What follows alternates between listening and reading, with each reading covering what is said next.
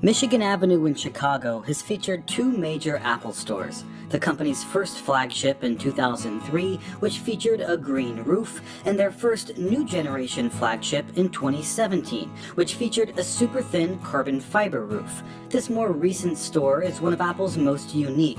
Its award-winning concept, design, and construction set a new standard for the company, and it all began in 2014 when Angela Ahrendts became Apple's Senior Vice President of Retail and Online Stores. At the time, Apple stores were becoming dated, so with help from architecture firm Foster & Partners, the company came up with a new concept that focused less on sales and more on service.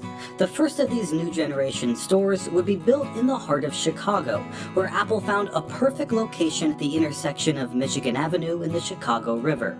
It was surrounded by world-class architecture and featured a beautiful riverfront view. But there were problems with how the plot of land was organized. It was divided into two levels, the upper plaza and the lower riverfront, with only one connection between them. If pedestrians on the plaza wanted to visit the riverfront below, they would have to find this inconspicuous stairway and climb down.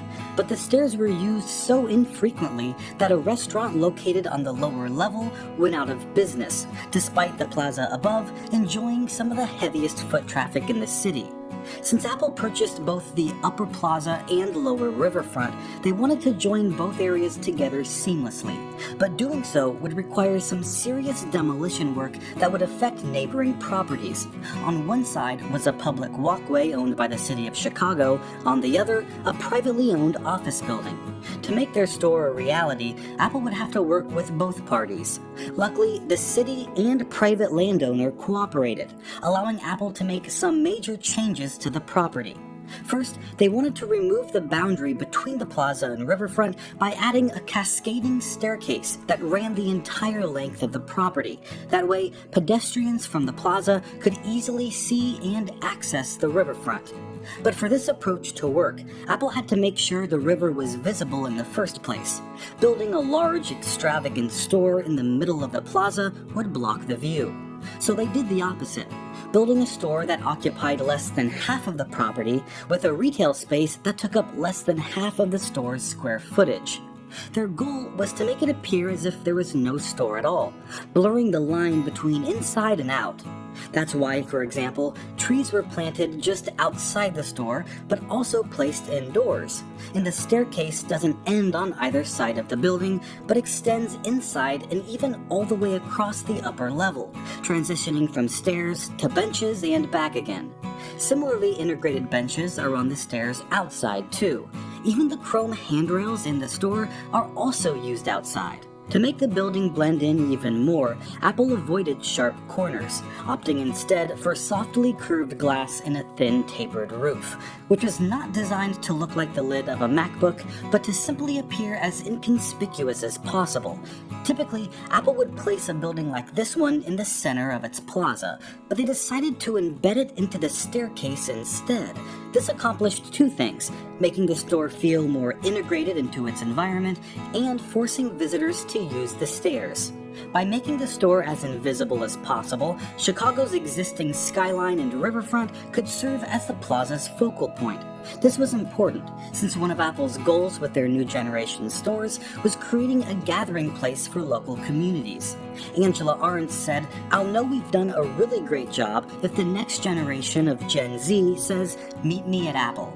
This effort to turn stores into local meetup spots resulted in major design changes. Previously, Apple stores featured an illuminated logo front and center, but that changed with the Michigan Avenue location. It still had an Apple logo, but in a more subtle spot, built into a concrete column that was only visible when viewed from Michigan Avenue. Earlier Apple stores also used to have large window displays featuring their latest product or service, but with the new store, Apple did away with this concept. In fact, when entering from the plaza, you won't see any products at all. Instead, you'll find benches, trees, a sitting area in front of a large screen, and a beautiful view of the river. These qualities make the space feel more like an outdoor pavilion than a retail store. It isn't until you walk down the stairs that you'll find Apple products on display. This retail area is tucked away under the plaza, out of sight of passing pedestrians, demonstrating the store's focus as a place to simply hang out.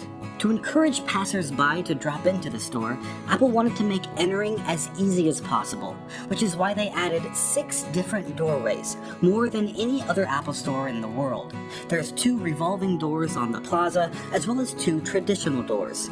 On the riverfront, there's 2 sets of double doors, allowing visitors to enter from the plaza, quickly pass through the store, and exit on the lower level. The addition of an elevator meant it was just as easy for visitors in wheelchairs to access the riverfront also.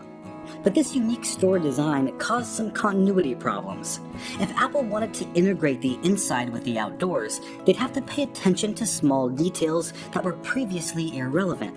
For example, the outdoor stairs had to align perfectly with the stairs inside, but that also meant the tread indentations on those steps had to line up too, as well as the seams between each block of concrete. And if Apple wanted the store to blend in with its surroundings, then the artificial light inside needed to match the natural light from outside. They accomplished this by creating a new lighting technology that actually earned them an award. Apple was able to predict various lighting conditions throughout the day using a rendering engine and various data points from the store's location.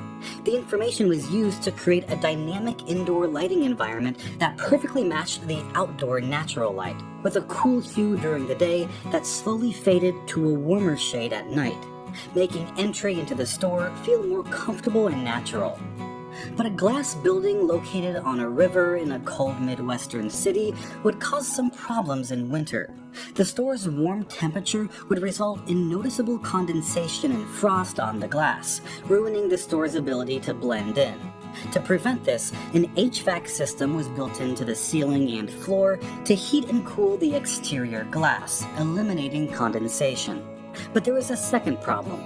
Chicago's unseasonable weather meant large swings in temperature, leading to ice forming on buildings one day and melting off the next. That's why signs warning of falling ice can be found all over the city, and the new Apple Store's slippery, sloping roof happened to be the perfect shape to create falling ice during winter.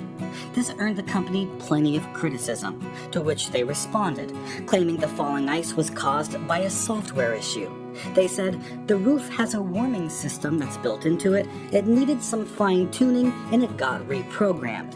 After that software update, the roof has remained clear of ice.